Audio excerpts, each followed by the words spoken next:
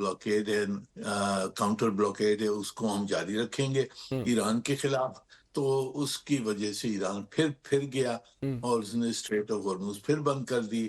اب یہ جہازوں کی جو کہانی ہے کہ وہاں جہاز پکڑ رہے ہیں، کیپچر کر رہے ہیں، اس سے ماحول اور بگڑ گیا ہے۔ ہوں تو اس لیے یہ مشکلات یہ میرے خیال میں امریکن مس کیلکولیشن کی وجہ سے ہوئی ہیں۔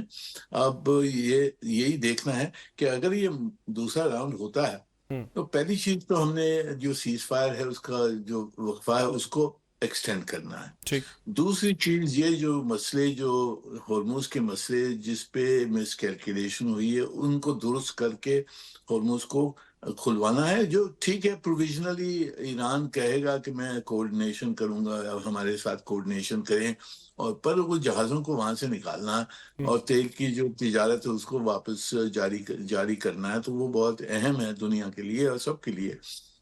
تو وہ دوسرا ایک آبجیکٹو۔ اور تیسرا یہ ہوگا کہ اگر ہم کوئی فریم ورک بنا سکیں کہ آگے جا کر جو اہم مسئلے ہیں، نیوکلیئر مسئلہ ہے، سینکشنز کا مسئلہ ہے، سیکیورٹی ایشورنسز کے مسئلے ہیں، اس کے اوپر کوئی فریم ورک بنایا جائے، کوئی براڈ پرنسپلز کے اوپر اگر ایگریمنٹ ہو جائے، اور پھر اس کے بعد میں مذاکرات ٹیکنیکل لیول پہ، ایکسپرٹ لیول پہ جاری ہو سکتی ہیں، کیونکہ بہت سارے نکتے ہیں، ایک دن میں یہ حل نہیں ہو سکتے ہیں۔